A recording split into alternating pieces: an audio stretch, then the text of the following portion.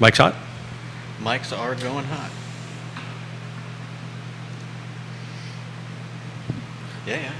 Alrighty, guys. Welcome to Real Talk with Keith Smith on the Monday Morning Market Monitor. We're going to sit down and have a conversation with two rock stars in the business. We've got Taylor Everett and Matthias John. Did I pronounce that correctly, or did I misconnect? Go ahead, jump in on the proper connection.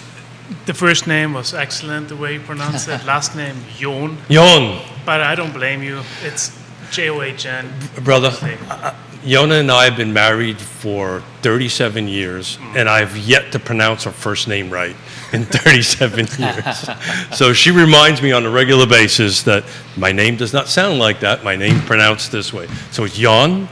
John. Jon. Okay. My Brooklyn accent will do a good job. Poor Donna Patton, who's one of the brokers, or principal broker, or the supervising broker over at Keller Williams Alliance, yells at me all the time because I don't know how to say the word realtor, because I swallow the R's. I don't go realtor. But what we're going to do today, I'm really excited about this. What we're going to do today is we're going to talk about the real estate market from the perspective of folks that got into the business just before what I'm referring to the unicorn years. Right, so Neil Williamson tagged the time of great unpleasantness, and those who know my story and Yona's story is between 2008 and 2010 we lost $17 million, right? So this was the time of great unpleasantness. But the unicorn years or period in real estate is kind of right after COVID, mid 2020 so Siri is listening to me and is giving me answers here. So apparently I've done this wrong. To, like the beginning of 2022, right? When interest rates started changing.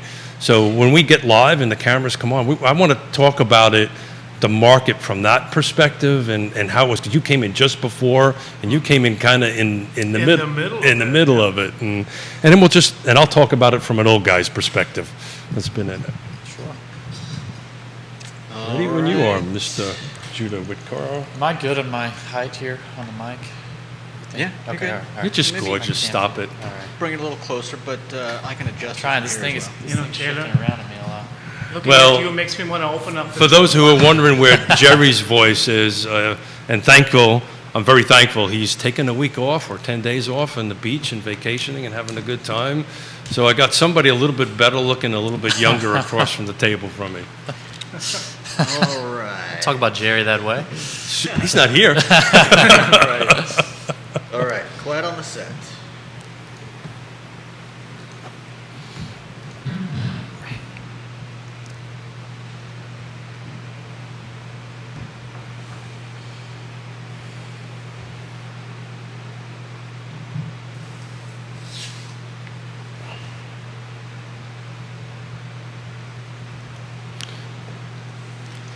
So thank you, everybody. Welcome to Real Talk with Keith Smith. This is the Monday Morning Market Monitor.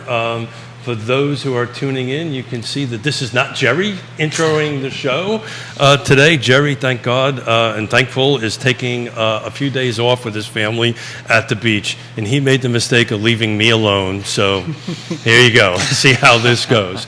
So today I'm excited. I've got Matthias John. Is that close? Very close. Pretty close. And Taylor Everett. Also very close. Also very close. Thank you, Taylor. So we're going to try to have a lot of fun today, but we're going to do something a little bit different. Alfred, a.k.a. Judah Whitcower, is going to keep an eye on the feeds because Keith Smith's attention deficit syndrome is not going to allow him to have a conversation and follow the feeds. Oh, I don't blame you. Yeah, Jerry's just a rock star at that. When I grow up and become him, I'll be able to do something like that.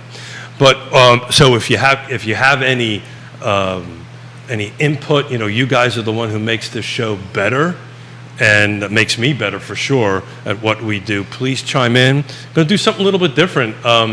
Jerry might not like this. Might cringe when I do this. I know Judah just did, but my cell phone number is out there for anybody. So if you want to text me a question, a comment, or for one of our guests, or a case study, which we absolutely love here on Real Talk with Keith Smith. Give us a case study. My phone number is 434-531-0795. And Judah, if you wouldn't mind dropping that in some of the feeds. So send me a text, guys. I'm going to have my phone with me. I can do that. I can manage looking at my text and having a conversation. But we're going to kick the show off right now by introducing our two rock stars. I'm going to have Taylor, who's across the street, across the table from me. Name, what firm you're with, and how long you've been in the business. Sure. My name is Taylor Averitt. I work with Nest Realty, and I'm very quickly coming up on 6 years as a licensed real estate agent. So that puts you in 2017? That would be right. 2017. Yeah. I get the first name right, the rest forget about. Matthias. Yeah, my name is Matthias John. I am with Wiley Real Estate here in Charlottesville, and I just completed my first 2 years in real estate. So you're starting your third year. Yep, exactly. Right now, that's 2 years and a month. I have practiced real estate before in a different country, but here in Virginia, licensed for 2 years. What country was that? In the Caribbean, I Oh, really? sold beach properties in Nicaragua. Nicaragua, really? That was my first real estate experience. What island? Very different to here. Was it a particular island, or it was in the mainland of Nicaragua? No, so the mainland. The mainland, So we yeah. had a lot of American retirees Sure. coming down, looking for beach properties that are still affordable in Central America, depending on where you look. And that's what I did for a year.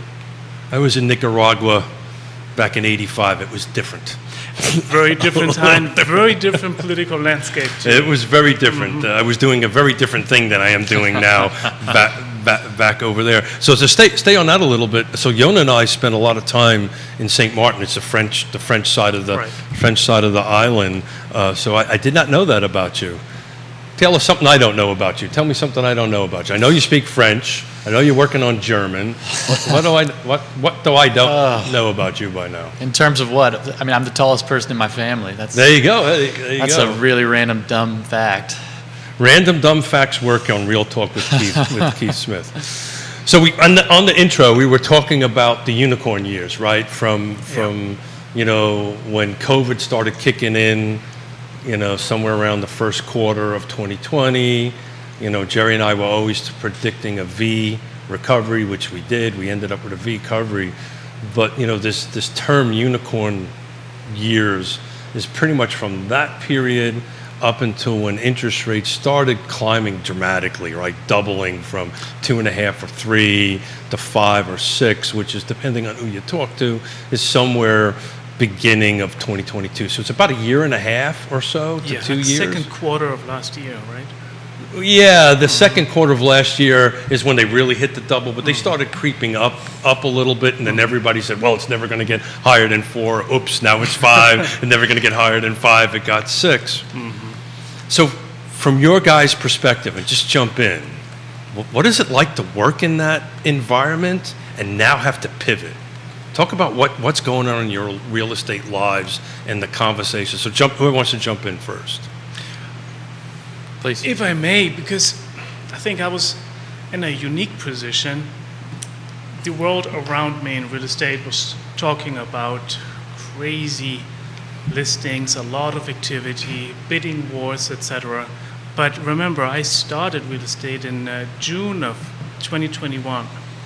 So I did not really get to see it as much as Taylor or as you did. But it's pivoting though, so you're now in a different world, right? So you have to conduct your business a little bit differently, and you're having different conversations with clients. So I'm really interested in what those conversations now look like as they did in the unicorn time of real estate. Well, it is a different market. The biggest problem that I see when talking to clients is we always do a comparison. This is how it looked 1 year ago, this is how it looked 2 years ago. And it's not necessarily helpful when looking at the present day market and how to engage in that market. I think all of us, we learned our lessons during those unicorn years, and now we are pivoting a little bit. as we are talking to lenders about interest rates, and obviously there are a lot of conversations that our buyers have with lenders. Are the rates coming down? Are they going up again? Will it be stagnant where we are right now? It's an interesting time to look at that. And what I find the most interesting to talk with clients about, as they're talking to their lenders, is what other options are there? And I think that's something we will talk about more moving forward. Alternative financing. We see an uptick in people purchasing with cash, but not everyone necessarily had that cash to begin with. They just found a way to move assets or to borrow money so that they look as if they have cash when going under contract. It puts them sometimes at an advantage. But at the same time, the majority obviously is working with financing, and this is where I see people becoming more creative. We hear terms like mortgage porting, where you can actually sell your existing home, but if you don't want to give up those interesting rates that you had when you purchased, you can sometimes transfer them to the new home. That is fantastic news in my opinion, because it means that more people might be willing to sell.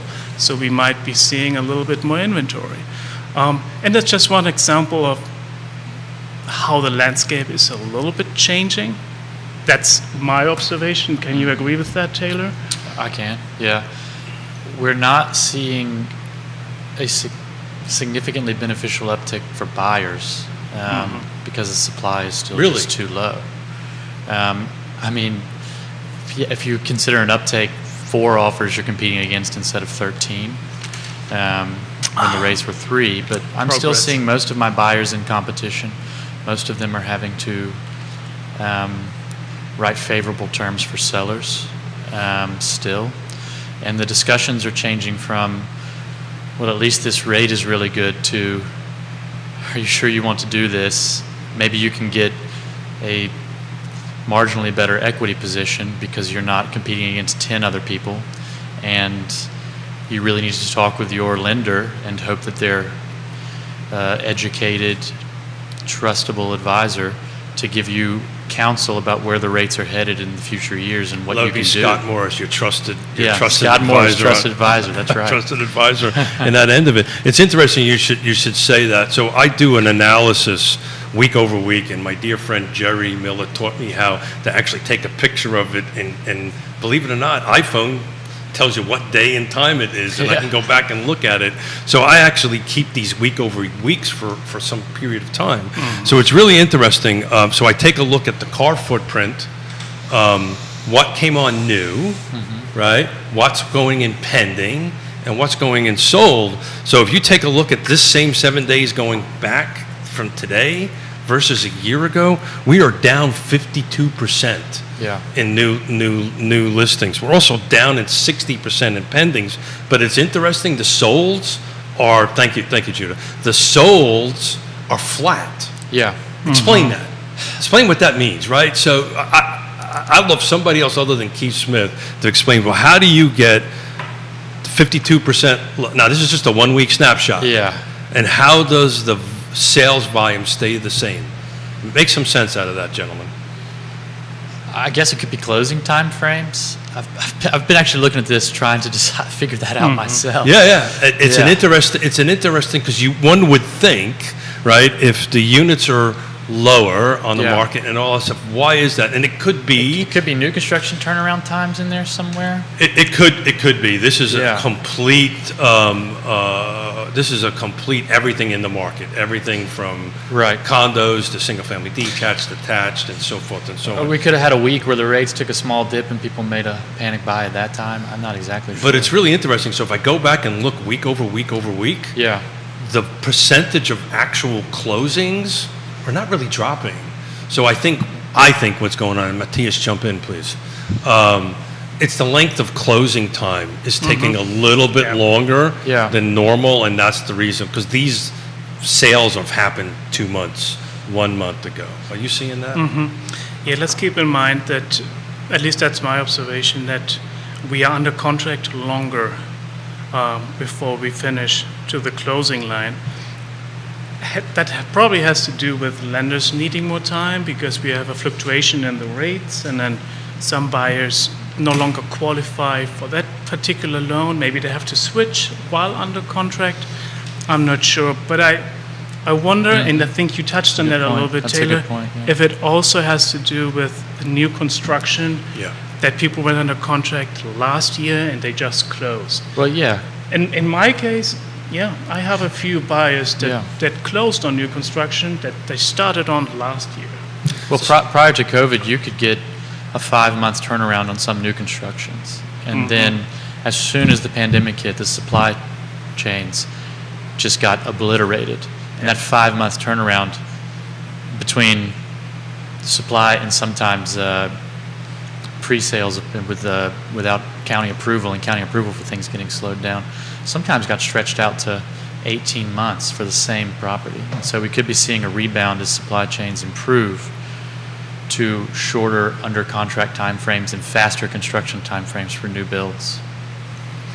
Well, But builders that's are not. completely speculation. So, but it's really not that speculation because we deal with sellers every day. Yeah. And I can tell you in our business, particularly at a certain price point, right? You know, something above median sales price, right? Buyers are just preferring to go to new construction because I can't find what I want to buy. Now, I happen to think that timeline is pretty limited. I think we're getting to an absorption rate of saturation rate, actually, because there's just simply no new construction Yeah. coming, new lots and coming on. But are you guys seeing, some of certain price points deciding, well, the heck with this, I'm going to go into new construction? Because you mentioned you have a couple of them, Matthias. Correct. Well, if inventory is limited, you start exploring other options, and I've seen several people entertain new construction as the alternative for them. You know, if you had to summarize what buyers are looking for, one of the main criterions these days that I hear is we want to be close to Charlesville, but we also want to have 2 acres at least. And we want a modern home, etc. And oftentimes you don't find this ideal home, at least not existing. And so more and more people are actually entertaining the idea of purchasing a tract of land at an affordable price. And Man, build that's themselves. almost as hard to find, Matthias, and to shout out to Jerry. He posted something on Twitter, and you Yeah. can just take a look at, there's just nothing available. That's actually harder to find than it is. That's the difficulty, yeah. To, I think there are only 2 lots right now for sale That's in correct, yeah. Albemarle County, What- and even if you agree with that particular lot, are you willing to pay the price? Because it's still Albemarle County.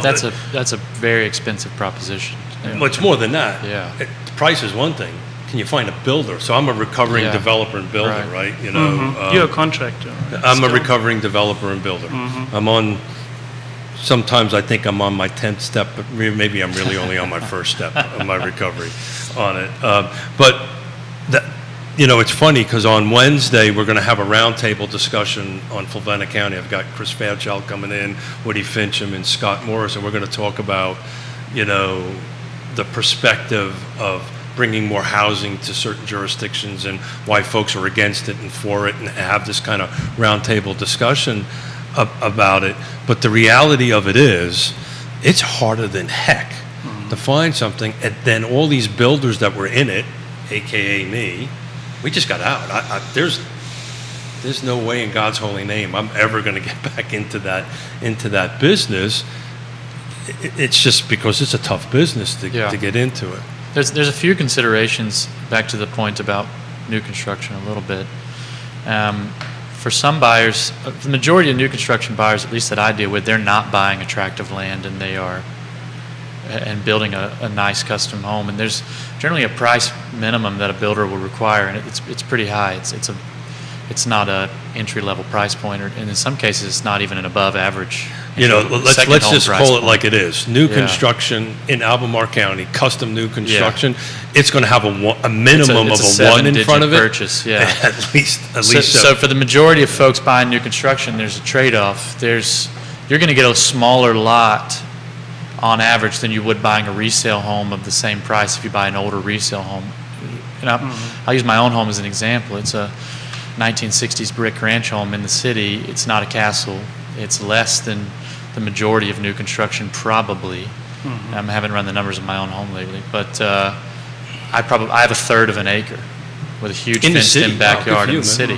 Whereas if I were to go buy, I could go buy an $800,000 new construction home and touch my neighbor's house out the side. So if I'm a buyer, I have to weigh the fact that I'm not going to maybe get the pastoral land or even the just normal amount of land that came through. The other side of that is I'm not necessarily in competition the way I would be if I was in a resale home, and I can have more favorable terms. If a house is desirable and it has multiple offers, I'm seeing a lot of buyers waive home inspections. They're putting appraisal gaps. If the home doesn't appraise, they're agreeing to pay the difference in the price, even still in this rate environment. And so if I buy new construction, I can have a home inspection. I can make sure everything is fixed. I can go through for a pre-drywall walkthrough, see behind my walls. I know what I'm getting into. Plus, you get to pick your stuff. You get to pick your stuff. Right? You Yeah. know, I want this color this, I want this Right. color that, I want shag carpet, seafoam green toilets, you know, Right. 1970s stuff Yeah. all over again. There's not a kick out where they say, well, we put you under contract at X, but someone's outbidding you today. We're going to keep Yeah, your contract that's out. correct. So it's a safer proposition. It's a more constrained proposition in some respects, but I think that people have to understand their trade-offs when making those decisions. I can tell you in our business for the last 6 to 12 months, we've seen a tremendous amount of uptick in new construction. Actually, commercial is something else in my head. I have to get out of here in a minute.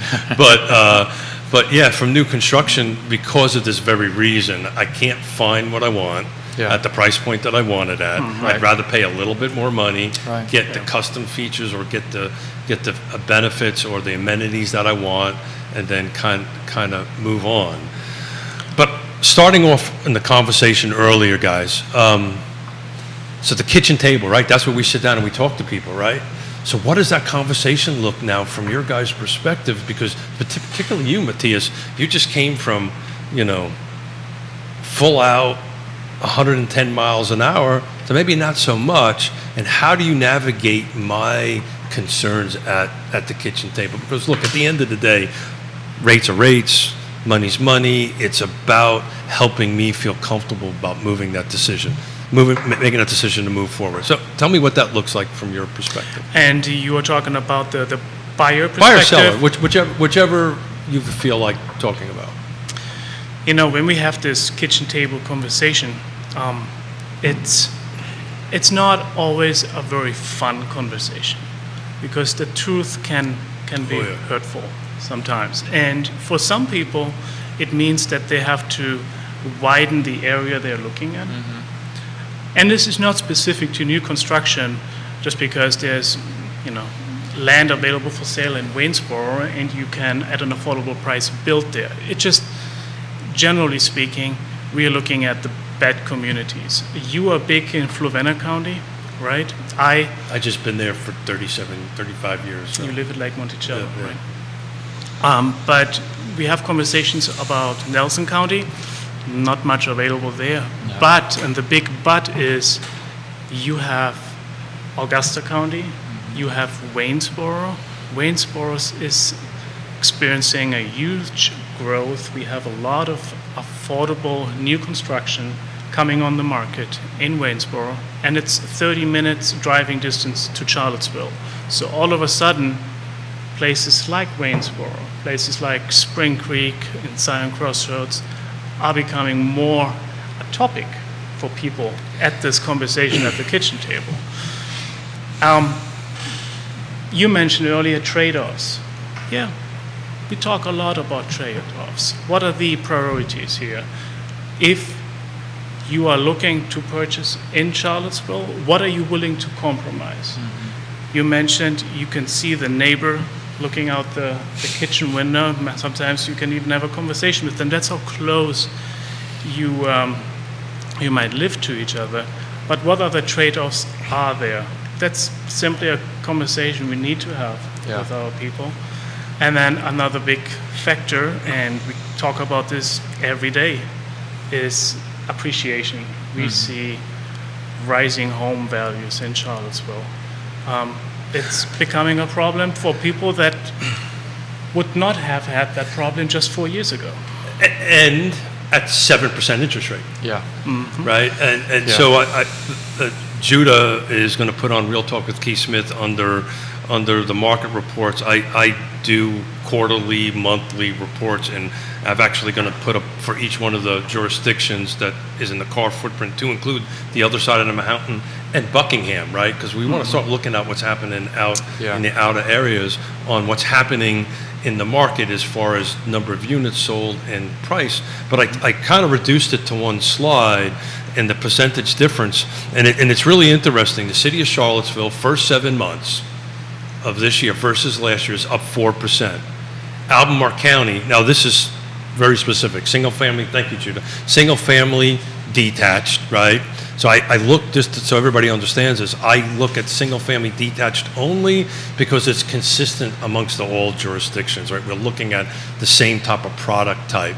Albemarle County is where most of the attached products go. You don't see anything in green in Fluvanna. So I focus on that, and I pull out new construction for the same conversation we're talking about.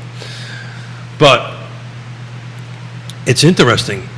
When I did the numbers, when Jerry and I did the numbers for the end of the 6 months, Albemarle County was actually down 2%. Guess what it is now? It's flat. So it just picked up in 1 month, 2%. And we were predicting that was going to happen. As we start looking through the different green counties, up 5%. Nelson County, Wintergreen, believe it or not, is up 10%. Nelson County without Wintergreen is flat.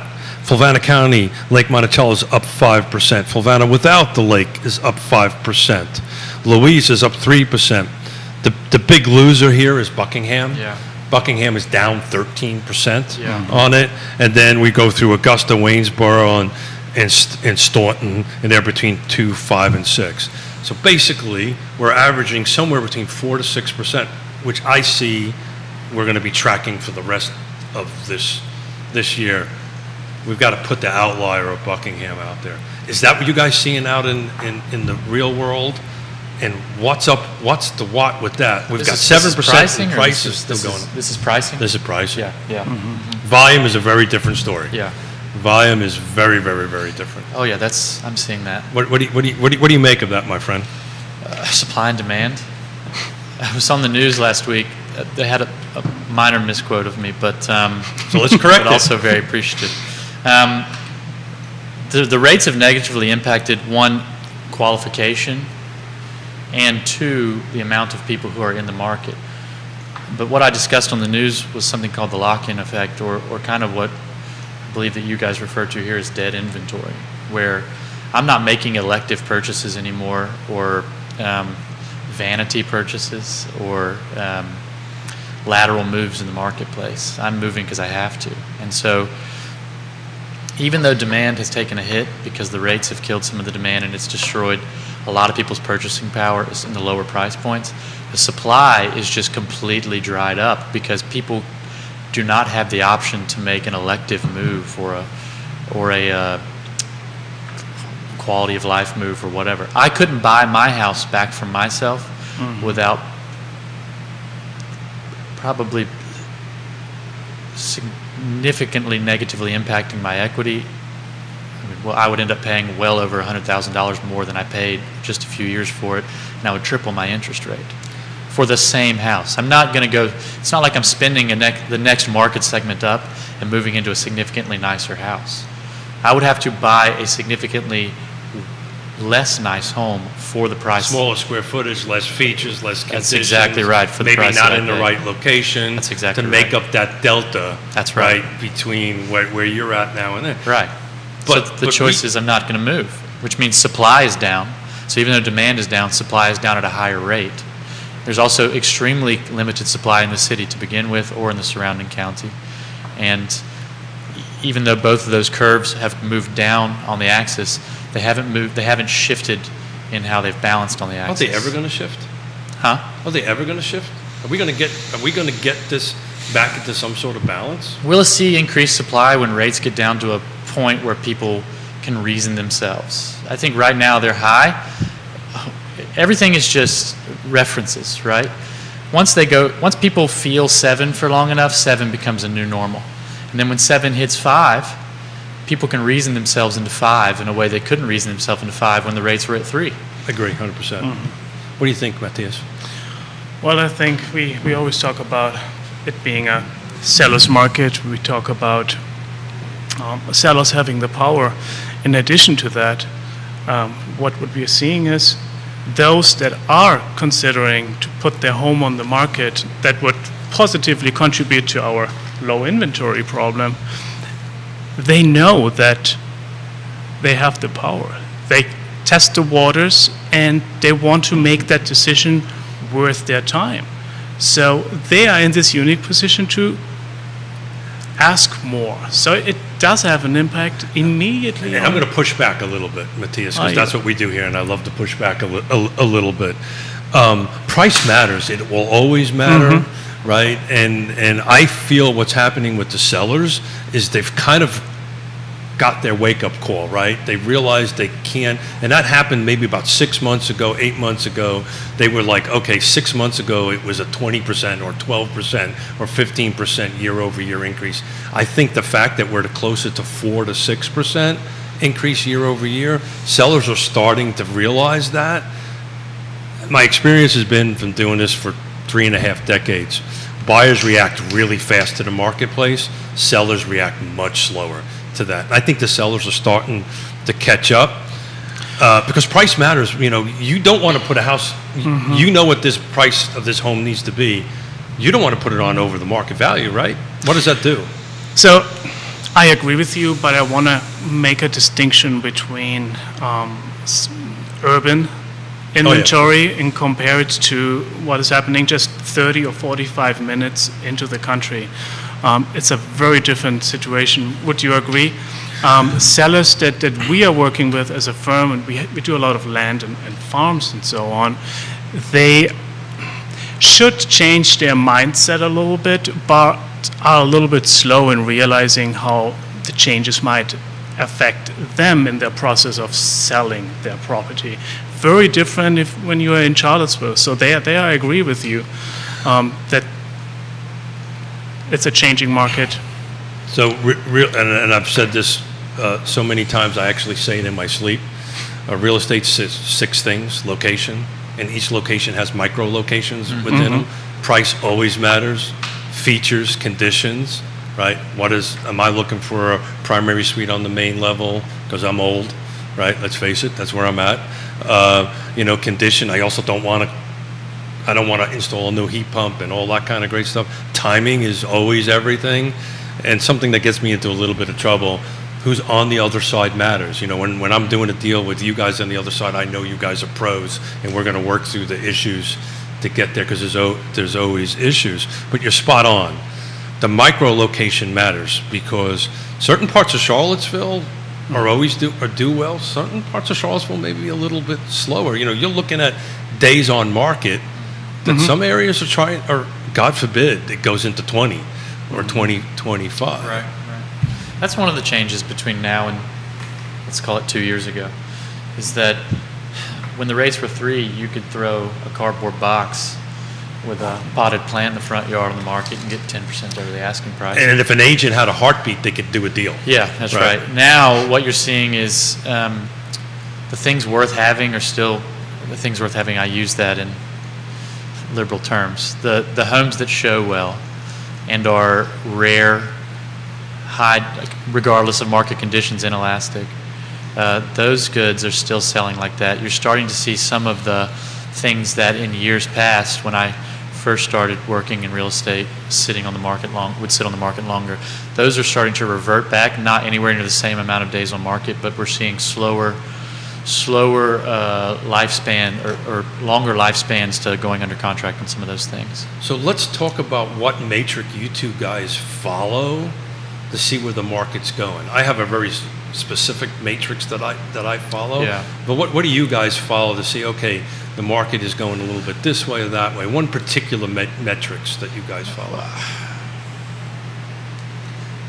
Well, when I'm listing houses, I try, and when I'm really, I kind of follow the offers, quantity of offers. Okay. And then I use, I've done this long enough to where I just kind of have like a undefinable innate heuristic.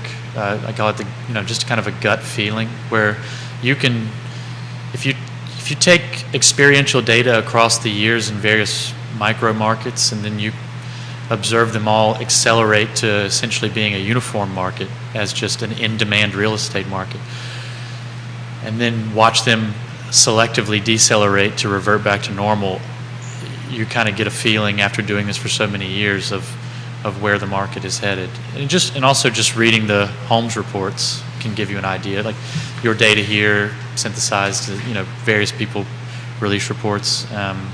Some of those can be misleading. If they're statewide, they're not always the most applicable. Yeah, that's the reason I really hone yeah. in on the local stats, because that's what really, it's like politics, right? All politics is local. Yeah. All real estate is local, and it's local from street to street. What do you Yeah. think about this? I agree with Taylor, and I would simply add on that it also makes sense to look at big land purchases and what are developers doing? Where are the builders offering new construction? Because oftentimes it comes hand in hand with a set of amenities. And if you have infrastructure in place, amenities, restaurants, more development will come or is likely to come. And that oftentimes has an impact on the conversation that we have with people. So that's why this conversation on Wednesday is going to be so important, Yeah. right? This world I know well, and I hate to be the Debbie Downer here at the table, but I don't see a lot of inventory coming in the foreseeable future from a new construction or a new development thing. And why is that? Okay, back in the time of great unpleasantness, I would do like a 10-unit, 20-unit, 30-unit project, right? I would fill this niche of these small to medium, somewhere between 0 and say 100, 150, that kind of thing, right? Right now, that developer builder really doesn't exist anymore, Yeah. because they just lost $17 million. That's what happened, Yeah. right? Yeah. Now you have the big guys like Stanley Martin Homes, which I absolutely love. It's a great sponsor of what we do on the show on it. But the number of entities or people or organizations that can do that is so small, and the run-up is 6 years. You have to have super deep pockets to go ahead. So, gentlemen, I don't see this changing. Yeah. I may be wrong. I hope I'm wrong. I hope somebody proves me wrong. Usually not. I'm usually right about stuff like this. I can never be right about that damn winning lottery ticket numbers, but I'm always right about that. Look, I just looked at Lake Monticello. So days on market is what I follow. I've Yeah. been following that for 35 years, right? And it's really That's a good metric too. and it's really interesting. We're at Lake Monticello, year to date, there was 135 units sold and closed, homes sold and closed. It's 6 days is the median days on market. The average is 24. I remember, it wasn't too long ago, when you were in your 30s and your 40s, Yeah. that was normal. Yeah. So we now have a new DOM normal that we have to track, or is Yeah. there some number out there to say, okay, when we're getting closer to 12, right, instead of 6, is the market going a different direction? How are we going to figure this out, and then how are we going to figure this out and convey this to our clients? You have to kind of understand what kind of assets you have. If you have a house in downtown Charlottesville and you're 6 days on market, maybe you need to reevaluate your marketing and pricing strategy. If you have something that Apparently, Lake Monticello, if you're over 6 days on market, You're doing something wrong. there's there. extremely limited supply in Lake Monticello relative to historical time frames. oh yeah. I mean, Lake Monticello is an interesting. That used to be a neighborhood where if I had somebody who was qualified to 250, and they had 2 children, we could say, here's 8 houses that we can go look at. There's yards, there's, kids in the neighborhood. Median sales price Lake Monticello is $340. I know. I sold a house to somebody in Lake Monticello in 2018 for $240, and then in April of last year, I sold it for $370,000 in 4 hours. So there's 17 homes in Lake Monticello, but there's 1, 2, 3, 4, 5, 6, as I'm counting them, are new construction, AKA Yeah. paper houses that don't exactly exist. Yep. They're not physically there to buy. Yep. So, when I moved to Lake Monticello back in '87, there was 600 houses, 300 of them were on the market. Very different, Yeah. different world. Right. But there's, like I said, there's 17 on the market. There's 27 pending.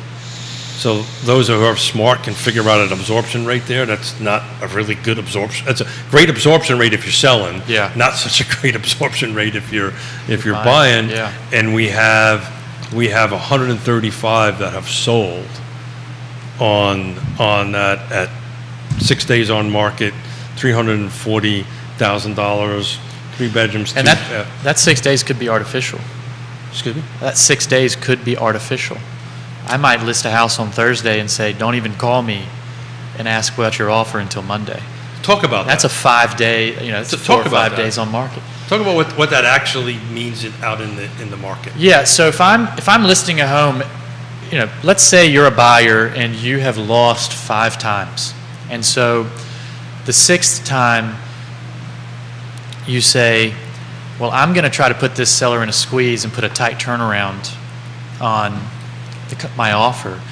I may not offer a great offer, but I'm going to say you got 4 hours to consider it. I'm rescinding my offer, which frankly, it never really works. It's a pleasant phone call to the buyer's agent saying, we really appreciate your offer. That's a losing strategy. Yeah, we really appreciate your offer, but I've promised a bunch of folks they can come through. Would you be willing to just hold on with us?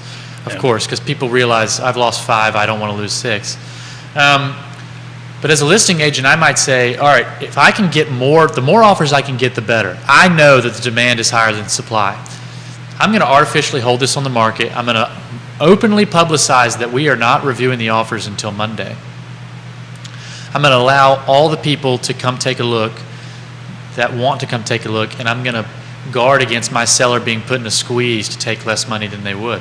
And instead of somebody offering a mediocre offer and us ratifying it on the first day, I allow 20 people to walk through the house, collect all of their offers, and then I can have a better offer for my seller and do a better job for him. Now, it doesn't always work that way. If somebody comes and just gives the farm for a house, the seller reserves the right to accept an offer prior to that. But in general, and if you have 6 offers in the first day, like I didn't have 6, but I had 4 extremely good offers in the first day on a house I listed last week, and my seller said, at this point, we have 4 offers, we don't have, a ton more showings lined up. Let's just make it known to everybody that I have 4 offers, and I'm going to accelerate the timeline to tomorrow. So I called every agent and said, I want to let you know that the situation is changing. I changed in the MLS. But the market has been such to where sellers could dictate when they reviewed their offers. When I first got into the business, if you were on the market for 3 days and you got an offer, you might know this is the only offer I've been offered, and it might be $10,000 less than the asking price. So, gentlemen, I would tell you Lake Monticello really only has 4 to 6 homes for sale. Yeah. Because you were speaking, Taylor, I was looking at it. They were the only number of homes that were under the average of 24 to 30 days. And so anything that's sitting over that is really not on the market. Right. Because either the seller isn't willing to go down with the negotiate, price. right? Therefore it's either overpriced, wrong location, wrong Right. features, wrong condition Right. on that end of it. So But those 6 days could realistically be 2 days. If people... That's an interesting perspective. It's a counterfactual because we haven't gone back and looked at all the agent comments and spoken to each one of these agents. But in theory, especially if they were all multiple offer situations, a handful of those homes that constituted 4-5 days on market could have realistically sold in 12 hours if sellers were willing to Yes. accept offers. And in that's 12 also hours. Exactly. Matthias assuming the real estate agent on the other side actually followed the rules. Right. And updated the MLS within 24 hours, right? Right, right. So there's sometimes a day or two lag time Sure. one way or the other. Sure. But my God, we're talking 6, It's not a lot. not a lot. It's not a lot. Yeah, Matthias? I agree with that a lot. I think sellers are getting better guidance from us realtors these days, meaning if we give the property more than 2 days, let's say Thursday to Monday or Thursday to Tuesday, then we are increasing the quality of the offers, the number of offers maybe, and you're in a better position to choose the terms that most suit you as the seller. So I do remember when I started in 2021, oftentimes you would see a property coming on the market on Friday, and then tentatively it was agreed on to wait until after the weekend, but there was a very attractive offer, and they took it. And then the statistics show 1 day on the market, 2 day on the market. Or 0. Yeah, and I think the strategy is just better these days, to not just take the first best offer and run. I agree with that. So, Matthias, if Scott Morris is right, if everybody that I'm reading is right from all these PhDs, everything from Lisa Steravant to Lawrence Yun to all these prognosticators that are saying, you know, beginning of 2023, interest rates, 30-year mortgage interest rates are going to be back in the normal ranges of maybe, say, 5-ish, have a 5 in front of it somewhere. Is Taylor right? Is the market, is product going to come on the market? If people are going to put their houses on the market when they get there, are we going to open up inventory, or are we just going to be staying where we are for a foreseeable future?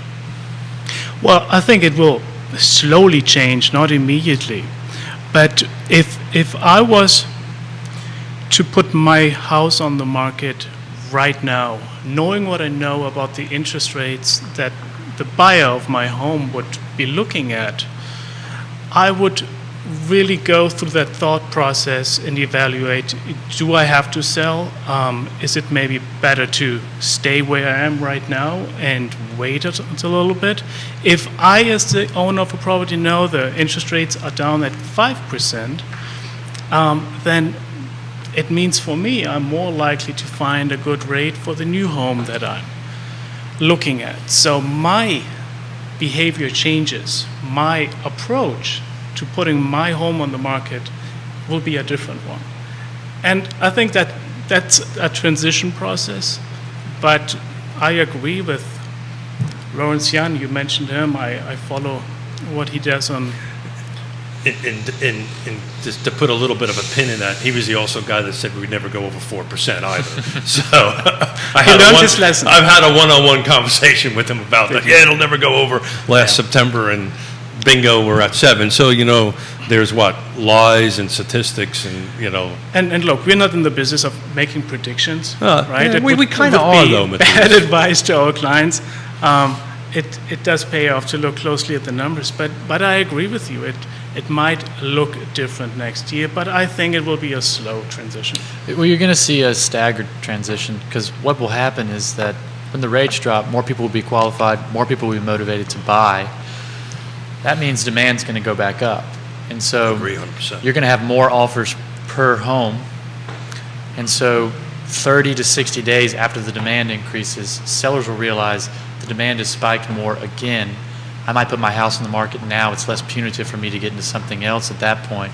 Also, to your point about what I would classify decelerating appreciation here, if I'm a seller and I'm seeing 10% year over year, and then I'm starting to see 4, and I'm coming to the realization I might be reaching a price ceiling on my home, and that maybe it starts heading back down the mountaintop, which I don't think it will. Yeah, that's. I don't think it will, but as a seller who's not in the business, I might think. that's why the tons trust of of it- people seem to always tell me, well, we go up, we go down.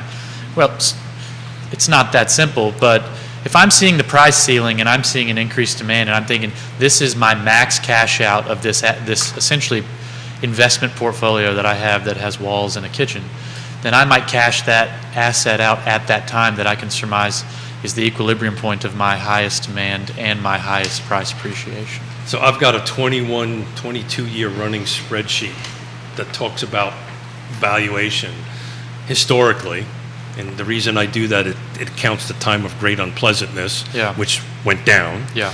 We're ranging, depending on the jurisdiction, anywhere between 3 to 6% year over year. Yeah. That is a normal Yeah. appreciation, and when you start compounding that, that makes huge differences. I just throw this out for a conversation point. I had a really interesting kitchen table conversation with a seller yesterday. They're panicking. They need to sell their house. Life changes. Unfortunately, it's a divorce, right?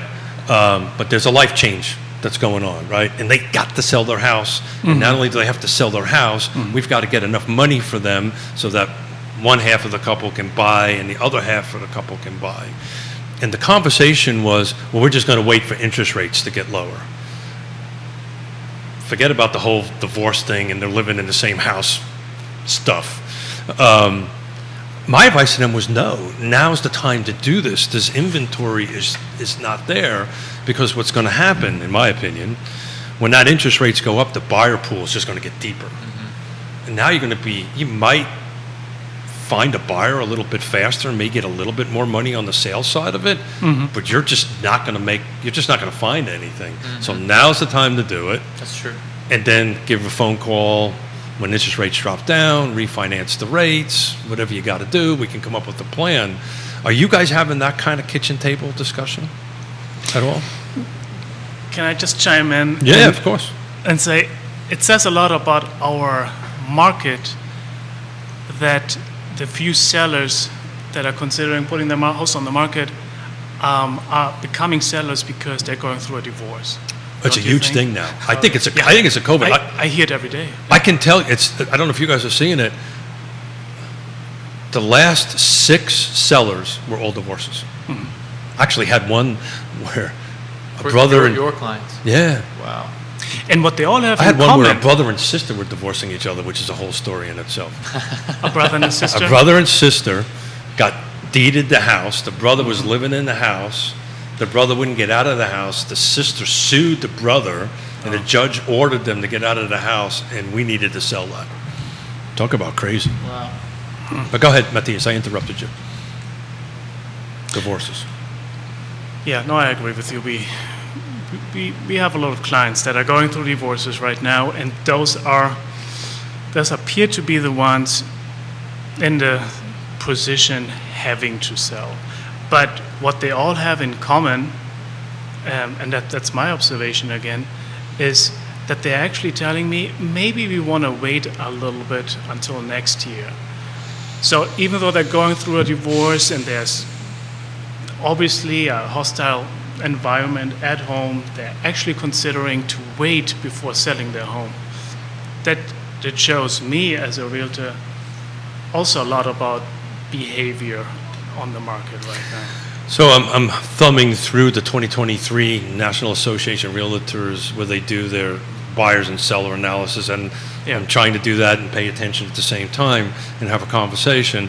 But if you take a look at that, the first 10 of the 20 reasons are all life changes, right? Mm-hmm. Yeah. Retirement, so forth. That's why people are moving. It's not because Kids.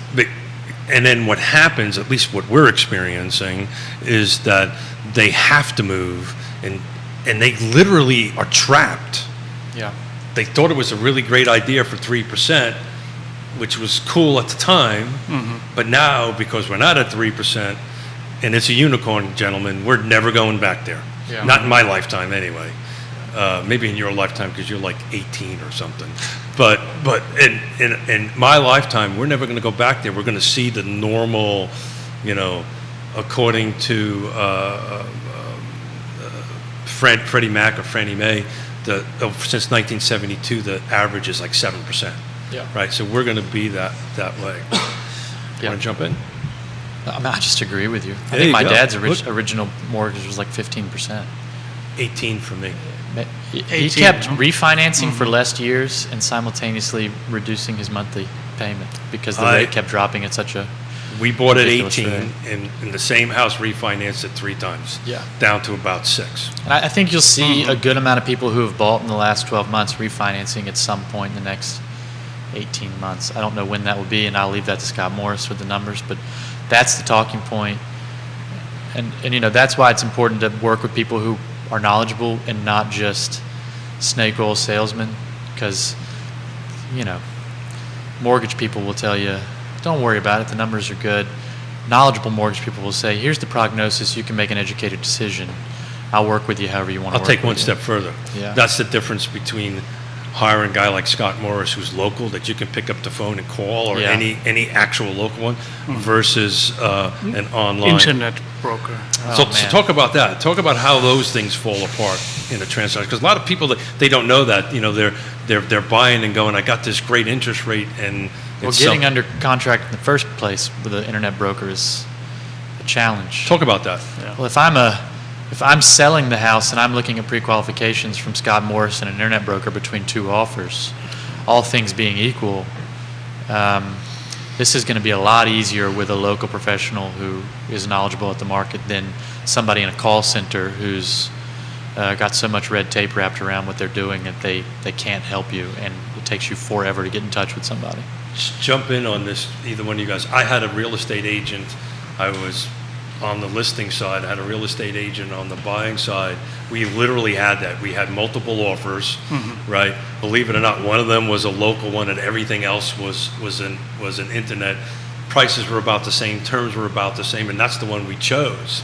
The other agents got very upset with me because the rationale of my client making that decision based on our advice was, hey, we want to use a local real estate, a local lender. So if we have a problem, because you always will have a problem, there's always is a problem, that we have somebody to pick and call Yeah. on that. Do you guys bump The into? appraiser lists for internet realtors are all over the place. Out-of-market appraisers, people from Spotsylvania coming to appraise houses in Charlottesville, and that creates a massive problem when trying to reach value. I've had appraisers from out-of-market, do what should have been, frankly, it was criminal because they cost my clients $40,000 of liquidity, and I'd reappraise the house myself and did a better job than that appraiser, just pulling comps and sending them. But it was criminal what happened. Appraisers very rarely, once in a blue moon, will listen when you send across. You can test their valuation, and they'll do a reevaluation. Mostly, they think that it really undermines their professionalism if they reevaluate anything. You questioning them. And you question them. So if you get an out-of-market appraiser on a in-demand house that you've had to make a competitive offer on, and that you've not overpaid for because 3 other people offered $1,000 less than you, so the market has deemed the value there, you could have a real issue that could cause you to lose the home if you're not liquid, or to get in a pretty negative equity position on paper and lose a lot of your equity. So you're representing the buyer or the seller in that transaction? the buyer on all of them. Really? Yeah. I'm gonna let Matthias jump in, but I'm gonna give you a little coaching moment, mentoring moment on possible solutions. Oh, I've learned a few lessons on the way, but yeah. But I would like to hear that lesson as well. Yeah, so we just recently helped our youngest daughter buy in Richmond. Same exact scenario, right? Yeah. Appraiser came in. It's closed now, so I can talk a little bit about it. I have permission from my daughter and son-in-law to talk about it. But, it was a doctor's loan, right? Which is, everybody thinks they're great, Yeah. right? In theory. In theory, yeah, that word, theory. So what happened was exactly that. They hired an appraiser from out of the area that actually never did a drive-by. Never did a walk-in on Wait, the property. how? Just did a drive-by. How is that even possible? Was roughly $50,000, $57,000 below. So this was one of those deals where the seller, the buyer in this case, my daughter and son-in-law, agreed to an appraisal gap. So this was going to cost them a ton of money. And the way I did it, guys, is I just renegotiated with the seller. We're in the deal already. It doesn't make any sense for us to walk away. If we walk away, then they got to go back on the market. They got to find another thing and so forth and so on. Right. Okay, guys, let us pivot to Scott Morris, because that's what we did. Yeah. Right? We said, okay, give me another 30 days. Let me pivot to Scott Morris. Yep. Brought in Scott. And actually, the appraisal ended up ended up $30,000 over Yeah. the contract price. So Yeah. it was almost like a $100,000 swing. Yeah. And they walked in it, they closed on it, they're happy. We had a party last night. We wanted to, in one of the situations where my client had a $40,000 deficit to the purchase price, the sellers were not that amicable, and it was Wouldn't give you the time. no. They essentially, they gave me about. I spent a week, contesting the So appraisal. how do you guys navigate this? I'm a buyer. Yeah. I sit down with you two guys, and I have this internet. Yeah, in that case, I said to the buyer before we even looked at houses, you really probably shouldn't work with this person. But people I'm never going to have more trust than a parent has. And it was a referral from their parent Yeah. to work with that lender, who was a national lender. And I spoke with the parent. And then when this situation happened, both the parent and the client said, well, gee, we wish we would have listened to you, but Did they not blame you for that? no. Oh, good for you. They knew, because I was pretty clear about it, and Yeah. then they, wasn't my situation. Now, I'm all, part of this job is like you're a sports coach. The blame comes on you sometime, whether it's your fault or not, Oh, and yeah. that's why it's really important to be clear. Part of those those kitchen table conversations are hard truths. Mm-hmm. I'm not a cheerleader or a yes man. I'm a realist, and part of what you're paying me for is to help you better understand the market, both the positives and the difficult, honest hard assessment. truths about it. Yeah, Yeah. an honest Exactly. assessment of your situation. Go ahead. So back to that question or that approach about internet lender versus a local lender. When I have this kitchen table conversation with my client who chose me because of my local reputation, Sure. and because there's an in-person aspect to it, he chose me over Zillow, for example, which is the internet equivalent to the online lender. Obviously, we're going to have a conversation about the value that we see in working with a local lender as well, who knows the areas, who knows exactly which loan applies to which micro location that you spoke about. It is important. Oftentimes, those internet lenders don't make those distinctions, and they just suggest a loan that might not end up being the best solution. But it's more simpler than that. You don't even know who the heck you're talking to from one. Well, you don't talk to the It's same person faceless. 2 times. That's exactly right. It's interesting from I guess I've been doing this so long enough. If I really have a buyer that's absolutely insisting on an internet, if they don't want to choose Scott, I get that, right? And I think it's a mistake, but if they don't want to, that's okay. If they're not going to work with a local, reputable lender, I probably not. Yona is going to yell at me for saying this, but I'm probably going to say this is probably not a good fit. Yeah. And you might want to find, because I know what's going to happen, right? It always happens Yeah. when you get back to the end of it. But we got about a few more minutes left of the time, gentlemen. I told you it was going to move fast, and it is moving fast. There's going to be some roundtable topics that we're going to have to talk about. That's going to be really uncomfortable for us as real estate agents, and we kind of touched around the edge of it a little bit today, and we surely don't have time to get into it. But what's coming down the pike with these different lawsuits and these different DOJ things. So I don't want to get into that, but I just want to kind of put a bow around that and talk about the level of professionalism at the table. When you guys sit down with a buyer, how quickly do you get into a buyer-broker agreement? When do you have that conversation with them? Is it pretty quickly? Do you wait a little bit of time? Because there's a lot of confusion out there in the marketplace when that actually is supposed to happen. Well, I think we need to find a balance between those two extremes. On the one hand, I don't want a client to feel You're pressuring them. the pressure because there's a document with a signature on it that binds him to me. I want him to be working with me because I'm good at what I do. And in order to show him that, I want to establish a relationship. So the question, yeah, I agree with that. It's an important question. When do I present that listing agreement? Well, it's a different question. Maybe try it a different way, because we all have to, because of where the marketplace is now and where it's going, we have to demonstrate our worth. Our value, yeah. Our value. What is our value proposition to the client? Should it be on a piece of paper or in conversation? I think that's up in the air at the moment. But I mean, I think I know you two gentlemen well enough to say this. You have that conversation, not hey, you know, at the first two words out of your mouth, but at some point you have to have that conversation about how do you demonstrate your value and what you bring to the table, particularly on the buyer side. Does that make sense, that question? Yeah, yeah. I'm kind of a bad boy about this. I don't make people sign paperwork. Okay. And I'm going to have to amend that practice as things change, like you were discussing. Yeah, I think it's coming down the road. We have discussions on value and things like that, but I mean, frankly, in my first conversation, I tell people, if you're dissatisfied with my performance, fire me. Yeah, absolutely. I'm not going to lock you. And I get a lot of, I had one client this year call me.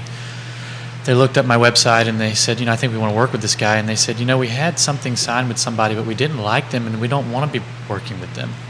And I said, well, you need to terminate your situation with them. But because I technically can't talk to you now since you disclosed it. Part of their frustration with that person was that they just shoved a piece of paper in front of them without a value proposition. And so, part of my value proposition is, hey, I'm confident in my abilities. I'm more than happy for you to speak with past clients and interview them too. Now, there definitely is paperwork signed. There legally is required to be, but part of it is. So I think not the sliding path across the here, table. just to kind of, because we're about ready to wrap up here, Yeah. to put the path here is, the way we do it, the way I do it, is this conversation we have. I'm trying to help a client. We're trying to get information to help a client one way or the other. We have that. But the moment you say, let's go look at a house, Yeah, that changes everything. That's when we need to make sure that there's a clear delineation, even if it's just for one house. Yeah. Right, Matthias? Even if it's not forever, but before we walk into that house, or before we go do that, we need to set our relationship. And that paperwork allows you to specify one single address as the representation. Exactly. And so for anybody listening out there who is resistant to sign that paperwork, if you're looking at, if an agent slides a piece of paper across the table to you and it's open-ended, so if it says TBD on the representation Don't agreement, sign that. Don't sign it and say, I want to look at, you put this address of the house we are looking at, I'll evaluate your performance and as we go through the house, and then Bravo. if things seem to be working out, then we can talk about a longer agreement than that. Yeah, that's absolutely the best way to do it. You build your trust and so Yeah. forth. You built your trust in the beginning. Okay, what do I need to do? Let's face it, the relationship's two-sided, right? Yeah. Right? I'm requiring on the trust of the client too. I need them to be on board. It's a little, when I was building custom homes, I used to tell the clients this, and it's a little bit back to the divorce thing is we're going to enter into a 6-month marriage. We Yeah. did like 30, 40 units a year. We're going to enter into a little mini marriage, and then when we're done and I hand you the keys and you hand me the check, we're going to kind of get a friendly divorce, because now I got to help somebody else, or these other folks. And it's funny, particularly retirees with funny accents like mine. You've got a great accent. Mine's funny. A funny accent like mine. They were like, "Well, hold it. I thought we were best friends for life." But no. I gotta move on. But so this whole conversation, and this is, we're probably 1 to 2 years down the road. Yeah. But it's coming. It is, yeah. And we need to, as an industry, kind of get in front of it and take a look at it. Yeah. Well, it's 11:25. Okay. So I'm going to kind of let you guys do a quick round table, wrap it up. Taylor, I'm going to start with you. Thank you for coming. Thank you for doing this. Thank you for sitting in Jerry's seat. You are much better looking than he is, by the way. Jerry, don't listen to him. You're a beautiful man. Yeah, beautiful man. Yeah. So anything you would like to wrap up with? If you're having a tough time out there, just stay courageous. Stay on the path. If you're a seller, think critically about what you want to do. it could be a good time. Right now, I think for a buyer, your biggest consideration is, especially if the rates drop, what's your trade-off going to be? Is it going to be a short run higher rate, or is it going to be a worse equity position? And I can't answer that Or question you're for going to you. have to settle for something that you not quite want because now the pool just got bigger. That's right. Got That's it. right. Got it. At a worse equity position potentially because you had to offer more over Absolutely. asking percentage-wise than right now. I'm telling you, I think if we get back to 5, we're back to what Matthias was talking about earlier. You know, we're doing multiple offers now if it's in the right location, Yeah. right price, right features, right condition. Yeah. I think we're going to go back to, if it's anywhere, we're going to go ahead and do that. Yeah. What I would add on is there's a lot of frustration right now in the air. Yeah. And I encourage everyone to not just base their decision on headlines in the media. It's always more nuanced than that. Just give us a call. As we just discussed, we're happy to talk about something before actually looking at a home. Sure. Just it's our job to actually give guidance based on the numbers that we are talking about right now. And so let's talk before we give up. So, gentlemen, thank you for joining me. Thank you for being on Real Talk with Keith Smith. On Wednesday, we're going to have Scott Morris, Woody Fincham, and Chris Fairchild. It's going to be a lively debate about Fluvanna County. And then on Friday, we're going to have 3 Latinx agents sitting in those seats. And we're going to talk about the market from that perspective. So, gentlemen, That'd be thank you very much. And Thank you. we'll see everybody on Wednesday. And, Jerry, enjoy your vacation. Enjoy your beach. Thanks for having us. Thank you.